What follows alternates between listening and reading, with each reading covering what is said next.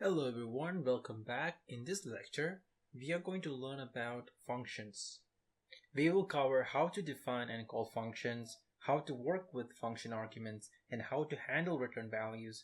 So let's get started. In PHP, functions are a fundamental part of the language. They allow you to encapsulate code into reusable blocks.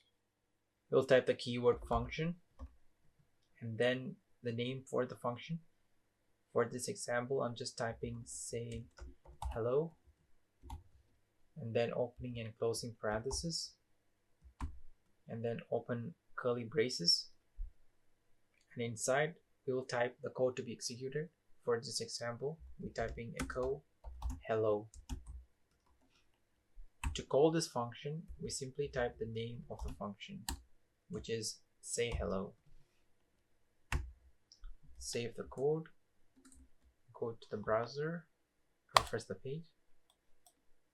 Hello is displayed here.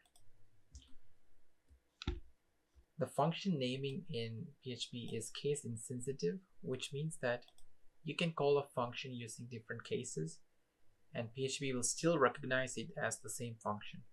However, while PHP allows this flexibility, it is considered best practice to be consistent with the case you use when naming and calling functions.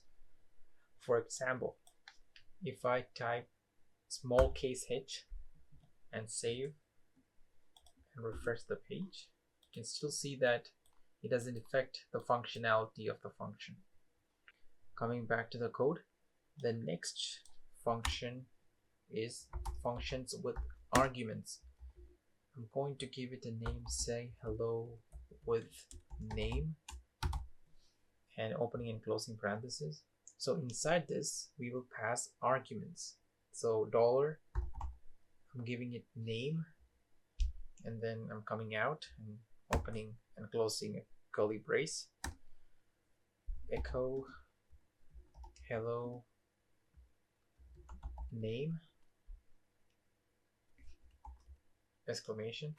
So here you can see that I'm using a type of casing for functions, and this is called camel case, which means that the first word is all lower and all the first letters of the remaining words should be of uppercase. And this is the standard practice for PHP.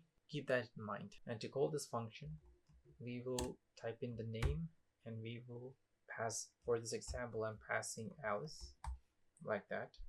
Save and go to the browser and refresh the page. You can see that hello Alice is displayed here. Now coming back to the code, you can also pass integers, function. So we're going to add two numbers, add two terms. We are going to pass multiple arguments within this parenthesis. So num1 and num2. We open the curly braces and we will echo out the sum of two numbers. So num1 plus num2. Come outside of the function and call the function to add two nums, and we will pass 10, 25. Save, go to the browser, refresh. You can see that 10 plus 25, which is 35, has been displayed here. Functions can return values using the return statement. This allows you to pass data back from the function to the caller. Here's an example of function that calculates and returns the sum of two numbers. So function sum of two nums. We pass the arguments num1 and num2, opening and closing curly braces, and inside we type the return keyword and then the operation. So num1 plus num2. And you can then capture and use the return value like this. A result equals sum of two numbers.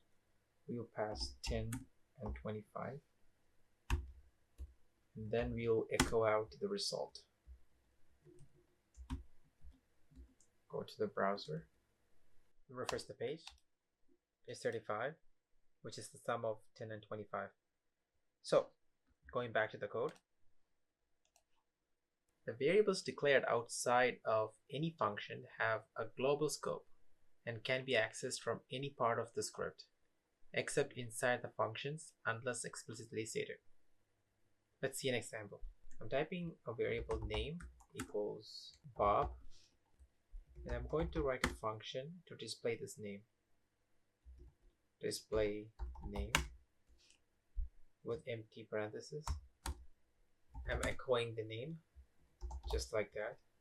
Let's see what happens if we just simply call this function